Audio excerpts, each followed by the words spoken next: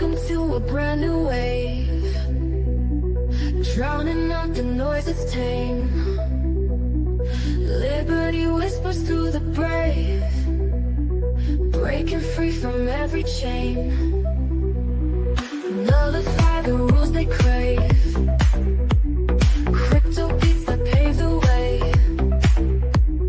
Anarchy with minds that's safe, algorithms new dawn today.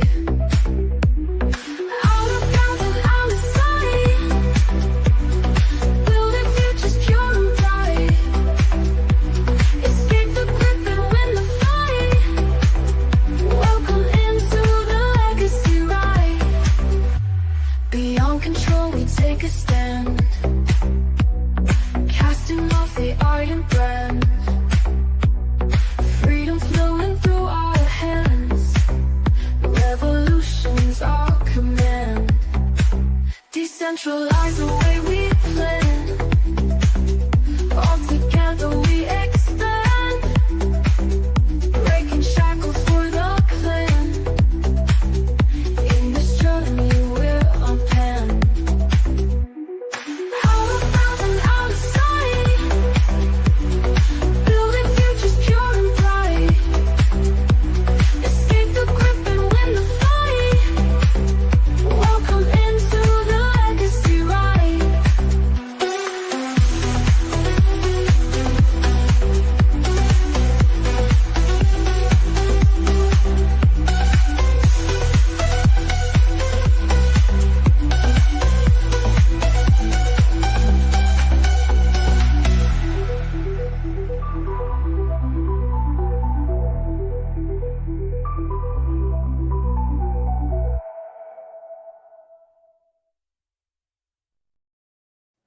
Take nothing for your journey, no staff, nor bag, nor bread, nor money, and do not have two tunics.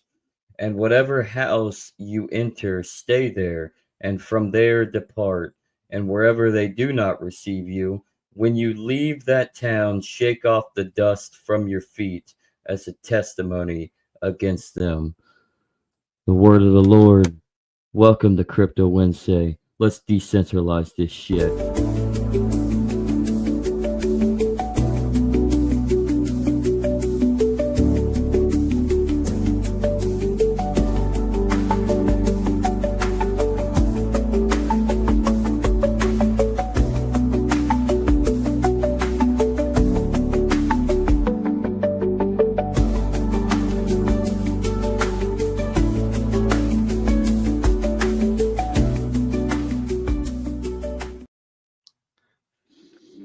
Is it a green tunic? It's whatever tunic you want.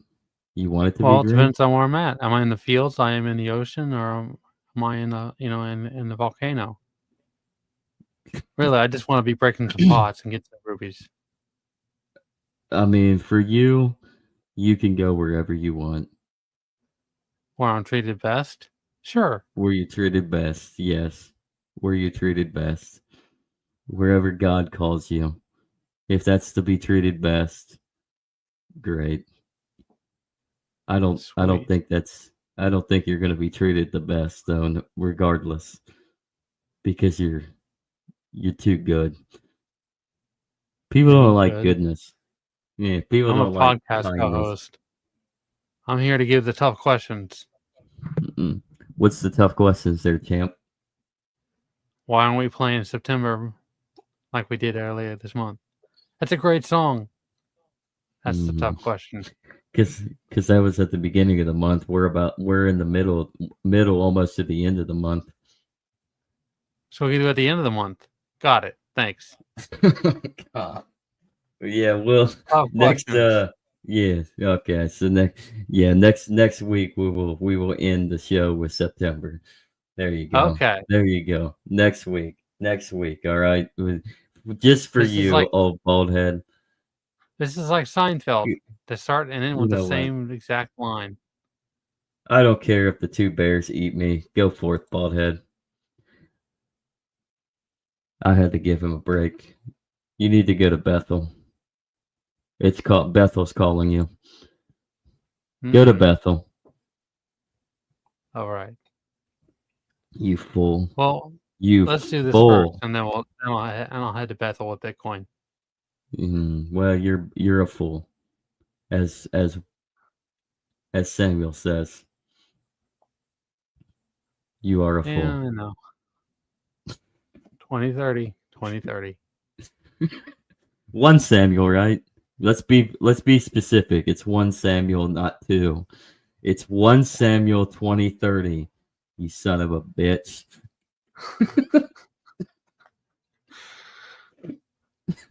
So who are you again? Who am I? Yeah. I'm me. And you are you.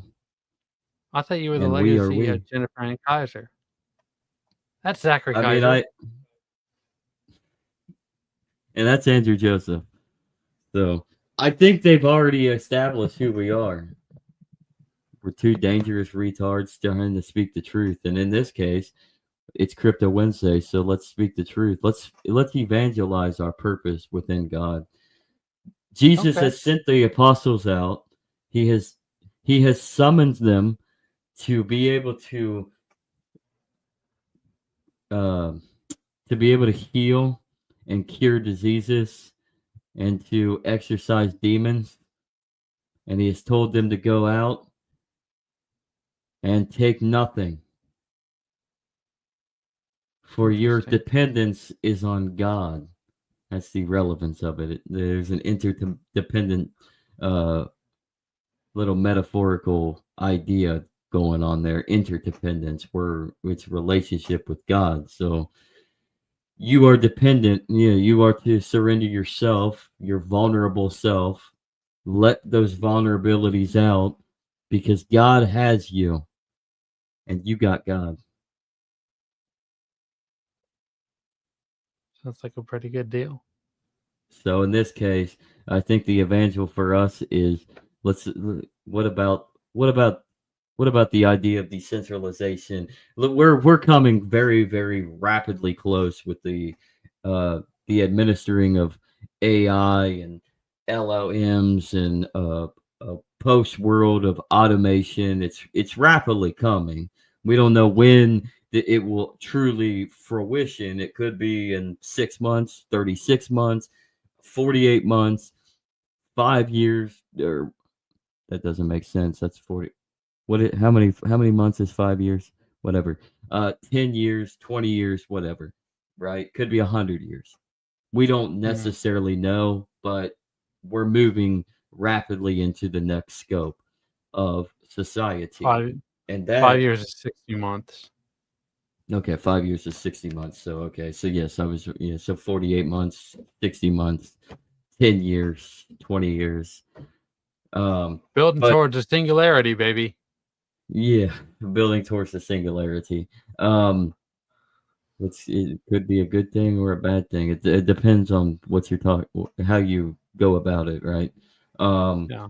But we're we're getting closer to this niche of a post-labor economic world, and so how in a post-labor society, when it comes to economics, how is that going to look in the future when most of what we conduct in our productive processes is going to be robotic and AI and uh, automated? How does that look, and how does that look in a centralized structure, and how does that look on a decentralized structure? Because either pathway, you have either pathway to go. You can either go down one path that's more centralized, more controlled, more of an element that's kind of technocratic, or you can go down a path where you have an embrace of innovation within the technologies that we have, and improvising such so that the automation works in our favor through decentralized mechanisms rather than potentially hurls us off the edge of a cliff, I guess. Well, I mean, if you want real world examples, you can see it in today's day and age. Look at, China and Taiwan, or North Korea and South Korea, Russia and Europe. United States counts for that too. Yeah. They're hurling. It's Are you saying that they're hurling each other off a cliff? know that the pace of development is a lot quicker in less centralized locations than to say centralized places like communist China. Mm, They may get very a running true. head start, but their weight makes it a lot more difficult for them to maintain momentum. Yeah, but the dangers of the ideas of China is that you are seeing, like, let's take the United States for example. The United States is beginning to centralize in that order. I So, realize that. I'm not disagreeing. mhm. A So, central bank is a big part of that, right? well, the central bank is on its way out because it's time. It's kind of run its short time on this earth. It's no longer needed. So, Yeah. I think if I could predict, I predict that the Federal Reserve System will be null and void within at least 5 years. Mm. That's not a good thing, no. Because that's pretty much just the federal government consolidating and taking certain powers back that the central bank takes, but then consolidating and centralizing it on the behest of, say, a dictator or a king, a technocratic monarch. All hail King JD, A political party. or political party, yeah. Um, but I don't think at this point. I think political parties are on their way out because I think the way that Trump is running his administration and how the politics of the day are being enacted right now, you're setting precedents for the two-party system in this country to eventually just consolidate. Like what the Republican Party is doing is effectively just destroying itself, um, because you'd realize the Democrats are going to probably come in power, most Yeah, likely, I because really. nobody's, yeah, nobody cares about, like, or nobody wants to take that Republican bullshit. But in reality, they're just going to co-opt themselves back into the niche of the other party that's the same and just as sinister because they know how to. The Democrats know how to wield power. The Democrats have known how to wield power, and one reason why after the American Civil War they didn't they didn't capitulate. They improvised. They didn't cease to exist like the Whigs did.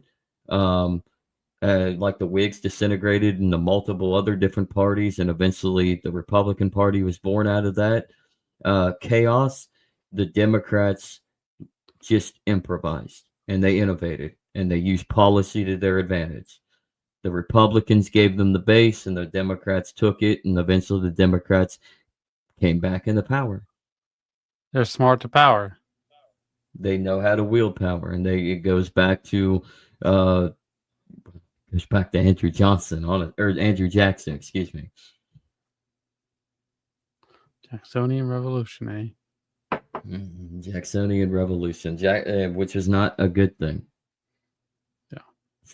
Some people will argue and be like, "Well, at least he was against the United States Bank."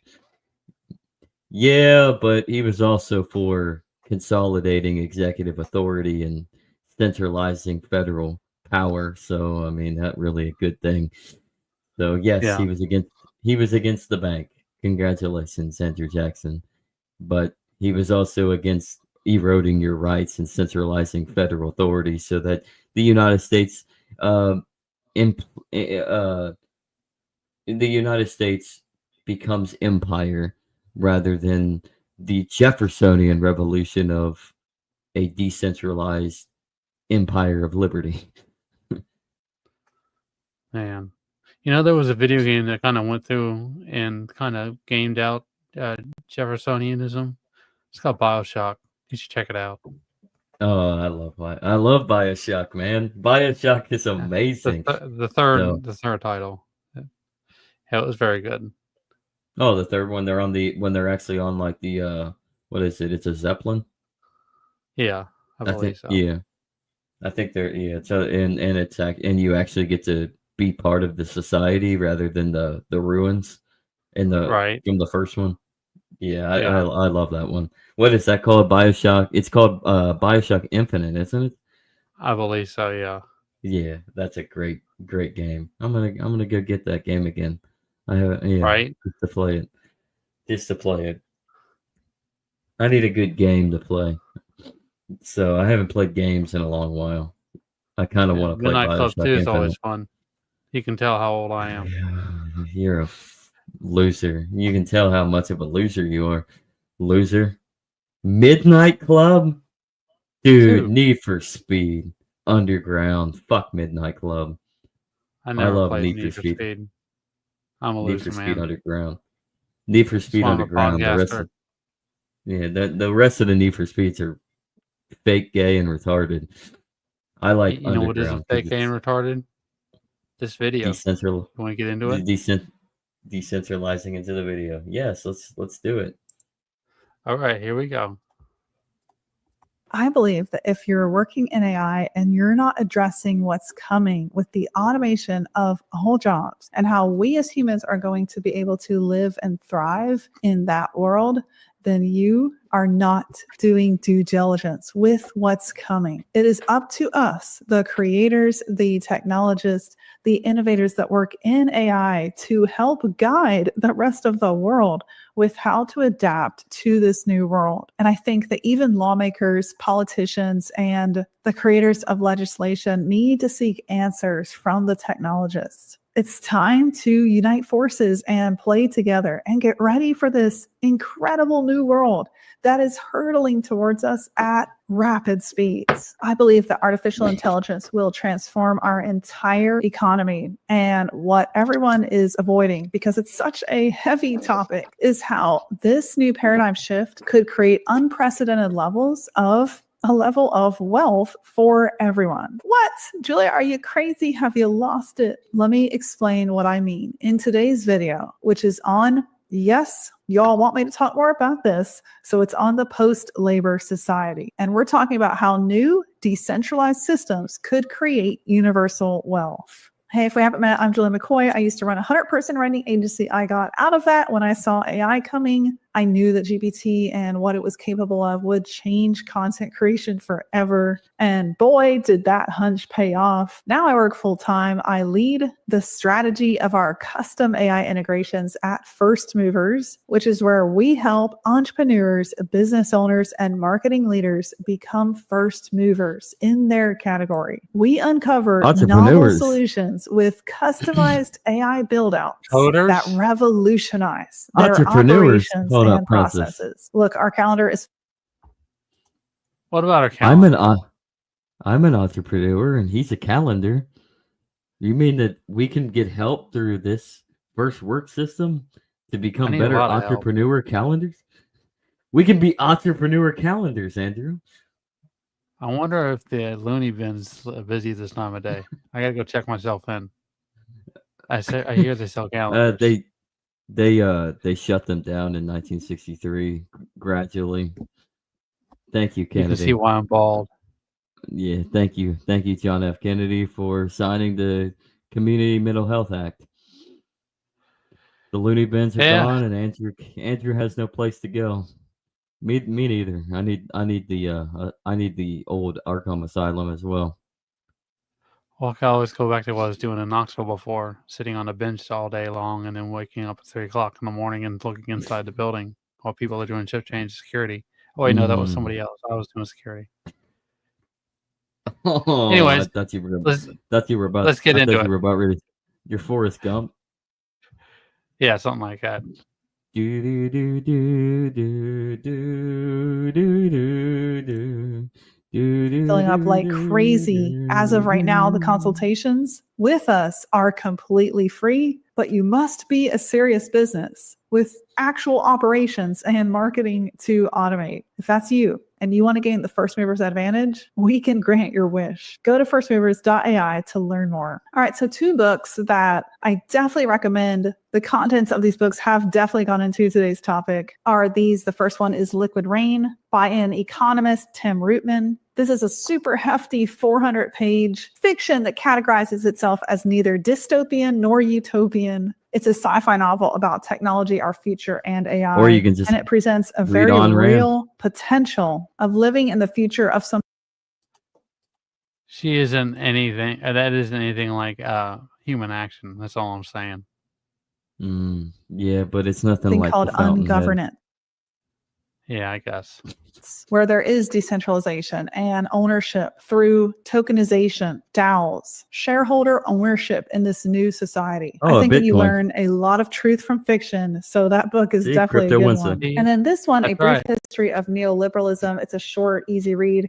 Really opened my eyes to how our society and our economy, through the convergence of all kinds of world and US leaders, as well as belief systems, all of that kind of converged into a grassroots effort to build neoliberalism, which is a model we've been running in since the 1980s. Now, neoliberalism, which came from classical and social liberalism and a desire to avoid the economic failures of the 1930s and the Great Depression, it's really an underlying way to control the free market. The end of the Cold War is when neoliberalism went on the rise. And it does include deregulation, free trade, globalization, reductions in government spending, but it's designed around increasing the role of the private sector in our economy and society at large. It definitely works to establish institutions, and it is a very heavily political framework. Milton Friedman, Margaret Thatcher, even Ronald Reagan were associated with the new meaning of neoliberalism that emerged in the 80s. But here's the thing. This system was designed to prioritize markets over humans. And it's why we are living in what I would consider a fairly broken society right now. And all you have to do is look at the numbers to prove hold that up. point to be true. So it's a fact that only about 8,000 companies.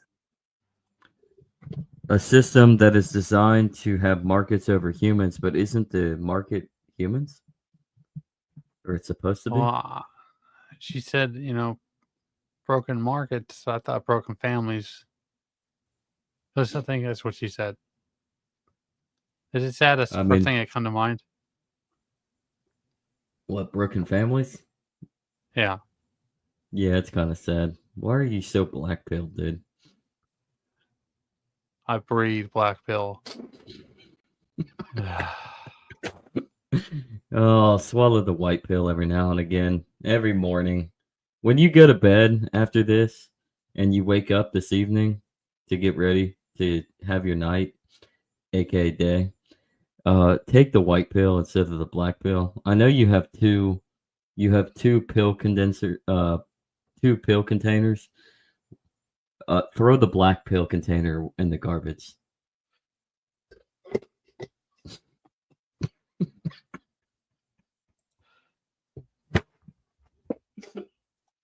Are publicly traded right now. That means that a lot of wealth building opportunities are locked away from people. Sure, there are more investing apps starting to come out, more ways to invest in companies, but still a lot of companies are locked away from the public. And then when you look at the state of workers, it makes sense that neoliberalism has promoted markets over humans because most people actually lack real economic agency. Economic agency is when you feel in control of your own life and you are not tied to have to show up heavily for a paycheck in a job you may not even like. That is low economic agency, and that is what a lot of people are stuck in today. The state of work is enough to show you this. So in 2023, Gallup did a study that showed that only 21% of people are engaged and productive at their job. This accounts for almost $2 trillion lost globally, and over 60% of people reporting that they are completely emotionally detached at work. And 19% of those people classify themselves as completely miserable. That's almost a quarter of everyone at work. But here's the thing.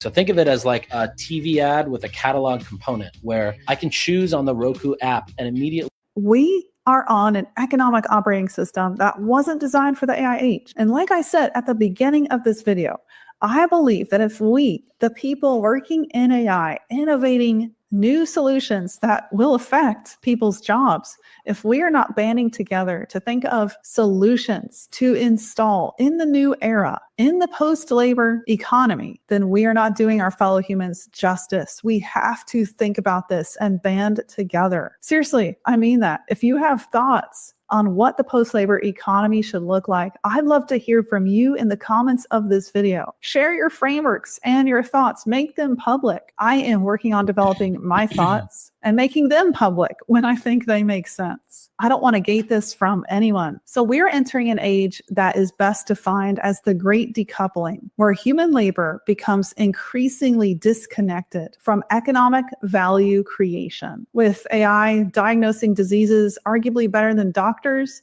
with ChatGPT writing content better than a lot of human copywriters, with robots working in factories to restock, capable of working day and night, not getting sick or hungry, we're absolutely looking at human labor being made redundant. But let me tell you this, we should be looking at it as a way to regain and recover our freedom. I want to talk Free lunch? about Free lunch? Okay. Free She lunch. wants to give us a free lunch. She wants to give us a free lunch. I'm all for a free lunch, but the arm that they were showing, with my security contract that I work at, I work in I walk around and patrol a factory, and it's amazing. These things literally build and move all on its own. Like this company is getting not security. We're a contract anyways. That's for insurance purposes. We're safe, Andrew. We're safe from AI, but it's amazing what these automated robotic arms can do, because they really are replacing a workforce within these factory-driven wage level jobs, which, in my opinion, I think it's a good thing, because I think you can. Though I'm going to throw out the white pill, because it gives people.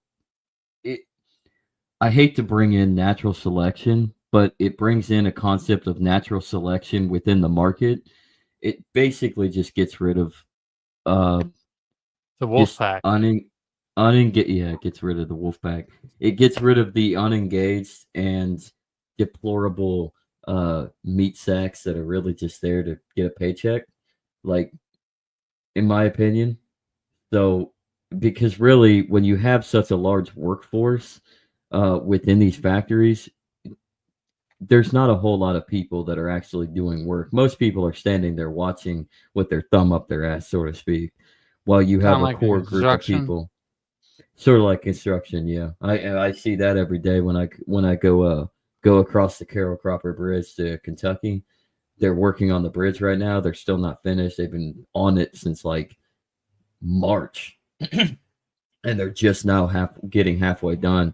And I just passed, and I see 3 guys standing there just watching. Literally, one of them actually, legitimately, one of them actually had his thumb up his ass. Ironically, literally, they're just watching, dumbfounded, like, "What are you doing?" And I'm sitting there wondering, like, what is the purpose of these guys here? Like, you could kick them off and make them actually go apply themselves, or go fall flat on their face and fail in life, right? Because they're obviously failures anyways, and they're lucky to be holding on to this contract job that gets federal grants that pay them to stand there and do nothing, while this other dude is literally driving the machine that's needed to actually do the work. So one dude is utilizing the machine, and then 3 guys are standing there watching. Now, I get it. You could theoretically say, well, they're being the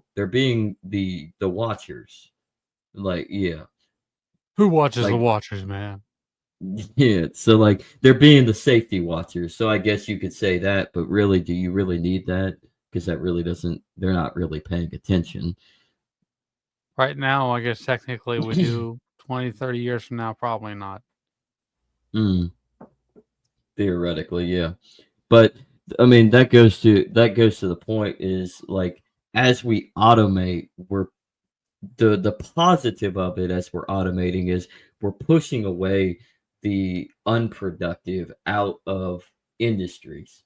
and we're making way for, and this is my white pill, we're making way for a new workforce that has to maintain these machines. You're always going to need maintenance. You're always going to need those who actually that actually know the code and know the machine and actually run the machine from, even if it's not directly like attached to the machine like a bulldozer and you're inside sitting inside, somebody's in a control room controlling it, or at least maintaining the protocols with it on the computer within the control room and keeping an eye out on the machines. And then you're also going to need the people that maintain the software. And then again, you're going to have routine maintenance. So you're always going to have the maintenance guys. So for every unproductive person that is pushed out, you're going to build another workforce. It's going to be smaller because you don't need a huge, vast workforce that's unproductive, but you're going to have that workforce that actually is being used to complement the automated robotics. I mean, that makes sense, man. So, Efficient. Go ahead. I was going to say anything for you. I've talked too much. I feel like Dave. Let's see. Right? No, this goes back to the last episode. Another song by the Dead Kennedys. Super good food. See, this is why we don't let Robbie speak, because this is what he says. Right. You know what? Get back to the video, Robbie. Okay. Get back. How does it Get feel? back to the video. Instead of mere job loss. And it should be in our minds that we have the opportunity to design systems where technological, not human, productivity can create universal prosperity. So if we think of post-labor economics, instead of protecting old jobs or redistributing wealth, we need to build new systems designed for the AI age. And I see this foundation built on 4 key principles. First, a default decentralization, where we can push economic decisions to a local level. We have autonomous AI, arguably AGI, or even ASI involved in making those decisions and running the governance of these programs. AGI or ASI could run DAOs, decentralized autonomous organizations, and run school districts, the economics of cities, arguably better than human politicians. And then number 2, we need radical transparency for this to work. We need all economic information made public. If we're running AGI through DAOs, imagine all that economic information made public. The fictional novel I brought up at the beginning of this video, Liquid Rain, talks about some of this. And in the book I'm working on with Dave Shapiro called The Great Decoupling, Dave has beautifully written some fiction scenarios that portray this as a real world. How do we enable truly efficient, transparent markets where the entire world gets to see, let's say, for example, AGI making a trade that humanity benefits from and the dividends flow through as a UBI? What if everyone could see that happen? That is transparency at an economic level we have never had. Number 3, we need direct flows between value. No more intermediaries. We don't need them in a post-labor economy. Imagine creators directly connected to the beneficiary involved in that transaction. Imagine wealth circulating inside communities. Simplified value chains. That is what needs to occur in the post-labor economy. And by the way, with things like blockchain and cryptocurrency, this could easily happen. And finally, number 4, something I believe we have lost through the Industrial Revolution and what has happened through neoliberalism and the push for private sectors. We've lost this and we need to gain it back. Number 4 is universal economic agency. We need to ensure broad and total access to opportunities. And if we have something like AGI or even ASI at our fingertips, I mean, we could harness it to give everyone an equal, fair opportunity. Again, no more intermediaries, no more politicians. I think Joe Rogan was actually onto something when he said in spring 2024 in an interview with some AI safety experts, what if we had AGI run the government? Yeah, AGI-cratics could be a thing. So if you live in a South Carolina zip code and have 0 DUIs in the last 5 years, how do we actually make all this work? That's the question, right? Well, I believe there's a solution. And the main solution is if we tokenize everything, and I mean everything. Imagine if every single productive enterprise out there could be invested in, not just public companies, through the blockchain and tokenization. We could fragment ownership of the We're in the productivity. meat and the potatoes. We're in the If meat I and the can't have a potatoes. job, right here. nobody can. Exactly. That means everyone can. Yeah, that means everybody can. No, now we're in the meat and the potatoes because this being Crypto Wednesday, and I promise we'll finish it a little bit. I think there's realistically like 2 minutes left. The rest of it's just like a plug. But the meat and potatoes of this being that it's Crypto Wednesday, DAOs, decentralized autonomous organizations, blockchain usage, tokenization. These are three concepts of decentralizing and localizing and transparentizing the identity of how markets could work and reflect within the essence of a post-labor movement of economics as we automate and venture away from labor intrusive productivity. So I leave it to you, Andrew. I'll give you the floor. What are your thoughts on the blockchain apparatus of this idea of post-labor economics? I can't wait to divest my spleen and put it on the blockchain for people to invest in it. Well, you asked, I gave you an answer. You laugh, but it'll eventually happen. Not today, not tomorrow, not even next week, but someday. But it will. I mean, you're bringing up a pretty. I mean, I mean, humor I know aside, how you're bringing abstract up a point. and weird it sounds. But that's what the But that's I what the mean, blockchain is. Somebody donates their organs in the hospital.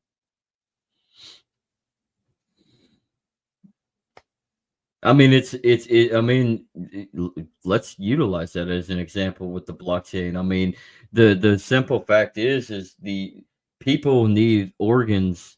They need an organ transplant. There's organ transplants every day, and there's people in need of needing a transplant every day, and we don't really have the system that can fulfill that needs, mostly because our healthcare system is too centralized, and there's a forgetfulness of how to utilize what you have, and the implications of the implementation of a transplant list is so disorganizingly organized that you have too many people that are in need and not enough transplant recipients. But just think if we utilize the blockchain for what it can be used, away from the monetary aspect, but the utility effect, that is that is an alternative.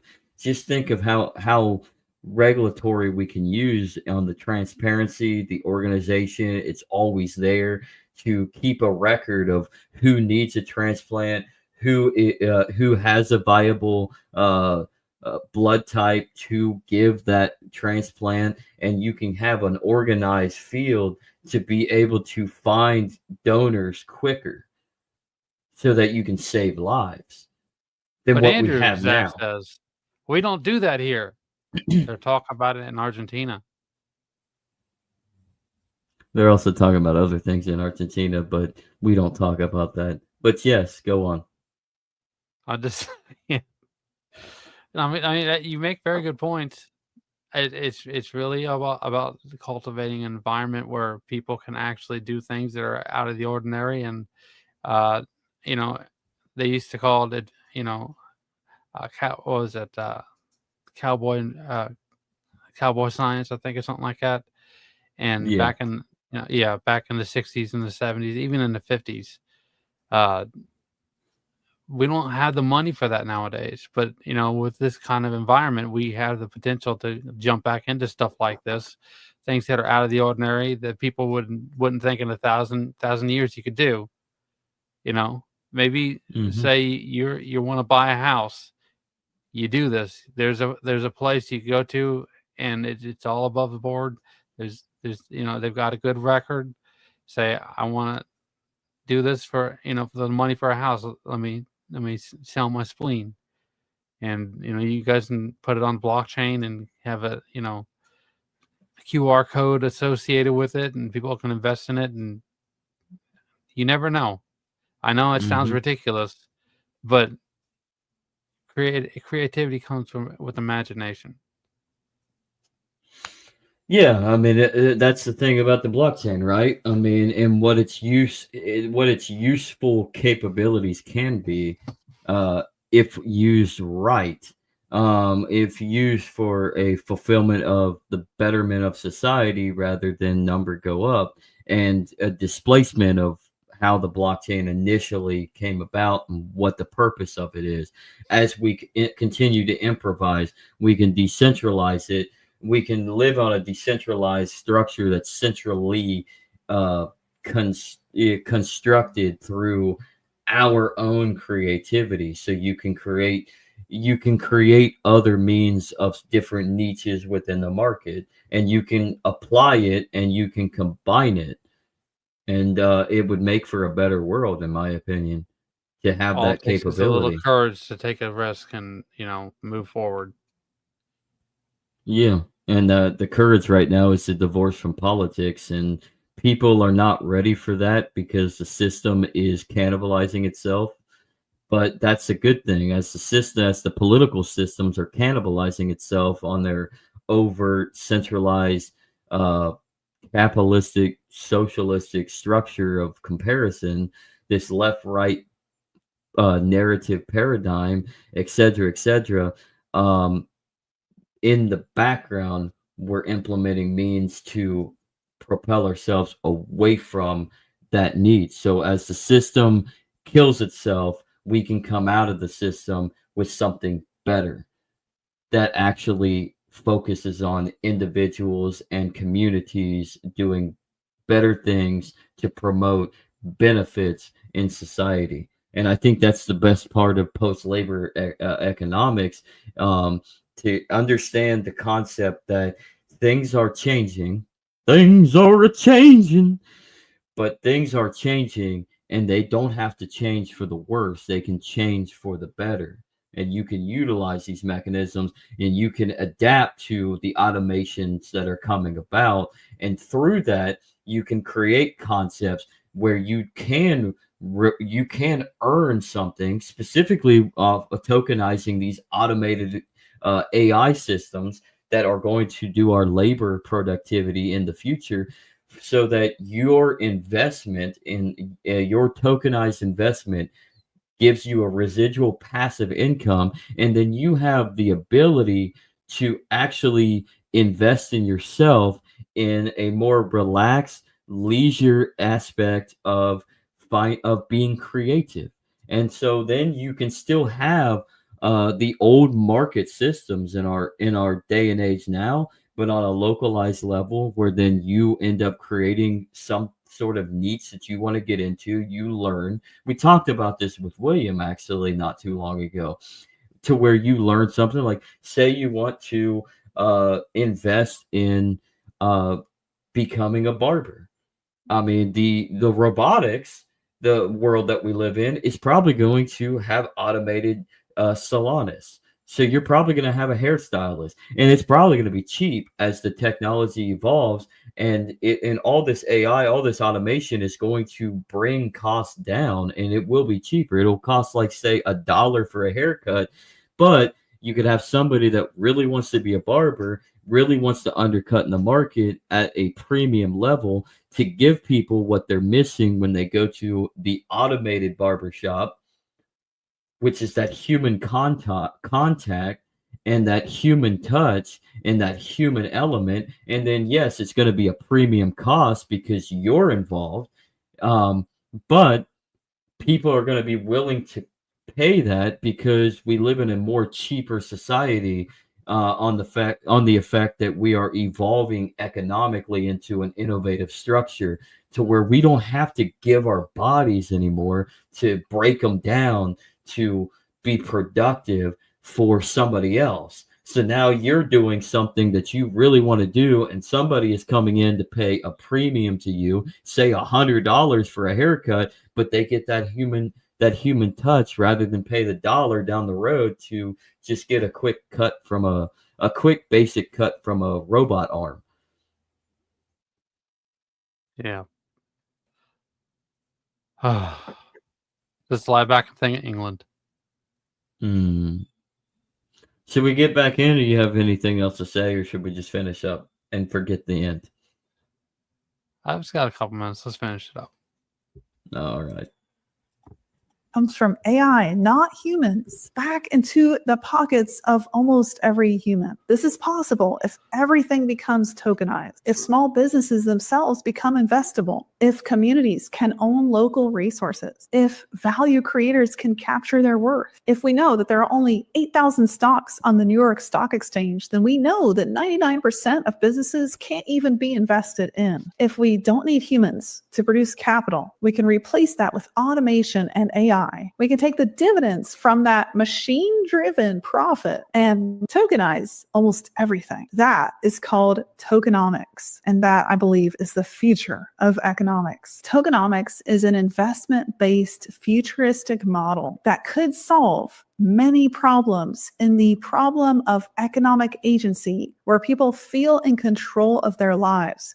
It could solve a lot of problems in that simultaneously. Instead of making humans passive recipients of UBI, which I think is dangerous, we need to heighten economic agency, not lower it. And UBI, passively distributed, that potentially makes people too dependent on the government, is not in and of itself a healthy thing. But tokenomics is. It gives people economic agency. It puts them in the seat of control. And if we have total transparency happening, well, they know where their funds are coming from. They are in control of where they even choose to invest in. Imagine through tokenization and the blockchain that everything we see, everything around us becomes investable. Everything of value becomes a liquid tradable asset. And again, if automation is driving the actual output, not human labor, then we have the chance to decouple capital itself from human productivity. By the way, that's like the most important piece of all of this. So make sure that's the piece you follow. If you understand that all jobs and all work is at a point of total automation, then I believe you will start to see the big picture here, where economic agency itself changes and how we define our value completely changes. From the magic of total automation completely reshaping capital itself, we're not there yet, but I believe we are arriving at that future very soon. And this is why we need to be talking about this now. Then what if we had a form of UBI as seed capital, and we could control through tokenization and with superhuman AI assistance to make those investment calls? We could turn UBI into, as Elon Musk calls it, UHI, universal high income, and literally have wealth redistributed to almost all, and literally have a healthy form of wealth redistribution to all of society. But we need new systems built for this, and we need them underway now. We need blockchain-based economic platforms. We need updated legal frameworks. We need local economic sovereignty. We need transparent governance tools, and we need to think about automated value distribution. What's crazy is that the technology for a lot of this already exists. We just need to piece it together in a way that makes sense. I believe if we started with local experiments, started small, we could see this actually work inside communities, and we can measure and adjust the results. What excites me is that through the power of automation, we actually have the chance to build a completely new economic structure, one that doesn't necessarily take from the rich, and one that doesn't hurt the poor. We can take the profits that automation brings us and have them flow in a whole new way to society, in a way that's transparent, accessible, and opens up opportunities. The future of wealth doesn't have to be concentrated. It can work for everyone. That is my belief. That is the abundant future I think we are looking at thanks to AI. I'd love to hear your thoughts in the comments. If you have thoughts on this, let me know. I have some What do you think about that? Actually, the fact is a UBI system in a centralized structure where the government gives you pennies and reward and concentrates wealth to a few, and you have centralized fascistic structures of private public partnerships. That UBI system is nothing. That's basically just that's just an expanded social security apparatus. You rob from everybody else or rob from the productive in order to give to the unproductive, which is what social security is and always has been. And no, Andrew, it's not a Ponzi scheme. There's nothing being invested. It's literally just robbing you straight up. Through taxation, it's wealth distribution from the productive to the unproductive, or in our case, the retired. Which is funny because most of the retired in today's day and age is working part-time jobs while being subsidized off of Social Security, which is kind of sad.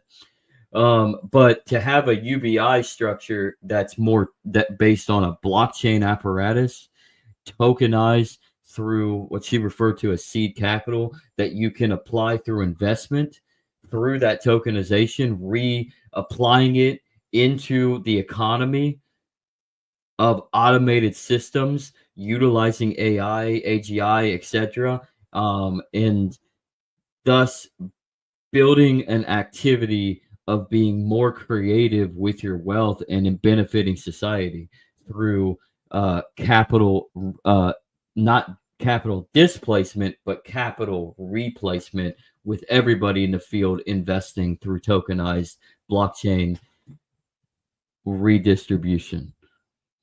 Well, I don't want to steal from what you were saying, but I know that, they've been liquidating the middle class financial stability for a long time, and, outsourcing it to other parts of the world where it's cheaper to do labor. And in a way, that's kind of a struggle session in itself. And so this is kind of an answer, crypto is kind of an answer to that, in the fact that at some point they're not going to be able to, pick who's richer and who's poorer, because everyone will be basically flattened out on the same playing field. Crypto, it kind of inverts that, in that it raises the wealth and quality of money, but it removes the power from states. So that, it's a unique answer and a really good perspective, because you can invest in, some business in Japan who's just like got a good reputation. It's very small, but they're hungry. They want to grow as a company, right? And they want to serve their local market, but only so many people around them can invest with crypto, but they can put their name out there in English and in German and in French, and they can show they have a track record of actually doing business. So I know there was a loan platform with crypto, probably, I don't know, about a decade ago, and I know I've seen people actually repay it. So these things are possible. It's all about who's doing what and what kind of level of verification that they're actually legitimate and consistent with their delivery. It's all about implementation, right? And it's a wonderful, the way that we could use blockchain and crypto for this idea. It signifies a pathway of more subversion, more counter economic expertise within the market, more distributism, more stewardship of the land, more and more admiration for human beings with human beings, and for the land itself, and for God's great earth. And it's literally agorism and distributism. And with crypto and blockchain, you can disable the general idea of wealth concentration that capitalism represents, and you can disengage. You're kind of flipping socialism on its head, because now you're looking at people being equal in wealth towards being able to make their own capital and use their own capital. Everybody has a grandstand in everything. Like, you have a choice to use your wealth that you gather through blockchain, through tokenization, through investment, you can invest and be a part of business and be part of the market and yourself. Whereas socialism is obviously everybody is relegated to the lower standards of everything. You're all equal, but you're all equal as poor. Now, I guess if you want to live, I guess that could work on a smaller scale if you want to live more communally in a more communal, localized sector where you literally are having to voluntarily share things amongst each other. But in that retrospect, even that's agoristic. I mean, that's more agorism than it is socialism, because socialism is state control of and public monopoly. That leads to the dystopia of communism. Which so, in effect, we want to rid the concentration of capital wealth to only a few, and we want to give the ability of everybody to have a standard in entrepreneurship. And so I think this is how decentralized solutions through the blockchain, through tokenization, through cryptocurrency, in a rapidly evolving and innovative world of AI driven post labor economics can work. It gives the power back to people within the marketplace. Yeah. Well, let's be honest. The wolves have always had a prejudice against the turtles, right?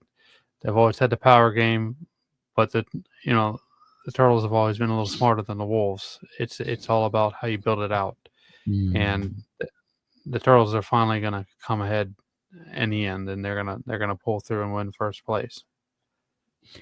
I would change that analogy to sheep, and I don't mean sheep as in the negative connotation of calling people sheep following the herd. I mean sheep as in we're human beings and we're all made in the image and likeness of God. And there are wolves trying to eat those sheeps. They're trying to manipulate people onto another track. And as Jesus said, beware of false prophets, for they may dress like sheep, but in reality are ravenous wolves. So whenever there's corruption within the system, you need the black sheep to come out and call out the wolf. And yes, the black sheep might be the one that gets eaten by the wolf, but that's a sacrifice that the black sheep is willing to take to save the rest of the sheep, because a martyr is a martyr. And when you're evangelizing truth, like we are with how we can utilize crypto and blockchain and decentralized community, on the digital frame to the localized reality of the world, then the false prophets are going to come after us. Eventually, they're going to come after us because we're speaking the truth. They need to shut down the truth so that they can spread their lies, so they can manipulate and turn the sheep into dinner. Even a heretic has free speech.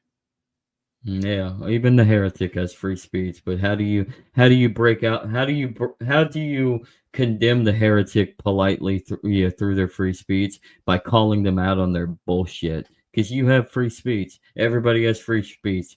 So the heretic can hate all they want and talk this and that and expand on their crap. But then that's where we challenge them and counter them by telling them the truth.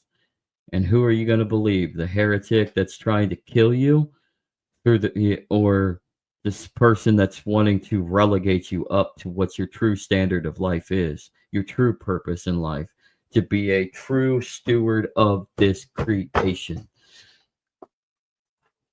Powerful words. So I leave you with this, everybody, and I'll shut the fuck up and let Andrew close it out. Like and subscribe over on YouTube. Follow us on Rumble. The links are scrolling down below. And go in peace with the Lord, your Lord. Discover your purpose. And let's win with truth. Because the truth will always surpass the falsehood. So with that, I'll leave you in peace.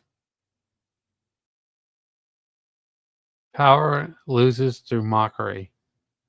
Thanks for watching, guys. See you later. Bitcoin, baby.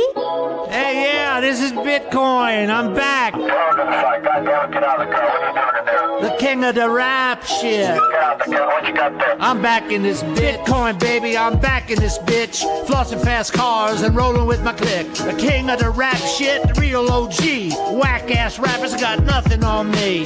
Bought another Lambo, 3 hoes inside it, 10 hoes in line, ready to ride it. It's Bitcoin, bitch. Keep the track bumping. Really on the plug. I got pies in the oven. 80 years old, and your baby mama fond of me.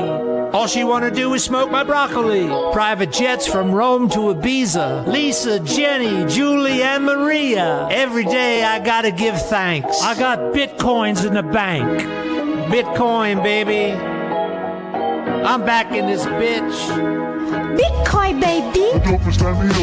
Oh, I'm a bad motherfucker. Bitcoin, baby. The king of the rap shit. I'm back in this bitch. Axe your grandmother. Verse 2, coming with the gin and the juice. Call me a drag, spit flame in the booth. I'm hot, like a thermos full of coffee. So hot, can't get the hose off me. It's true, I got the weed card and shit. I'm smoking like a motherfucking chimney, kid. Bitches love me, my shit's never whack. Tell these motherfuckers, Bitcoin's back. Bitcoin, baby. I'm a bad motherfucker. Hot like hot coffee. Oh, Axe your grandmother. Surprise, motherfucker. The king of the rap shit. I'm back in this bitch. Get your hands in the air. Put your hands on the car. Put your 2 hands on the rock. Put your 2 hands on the rock.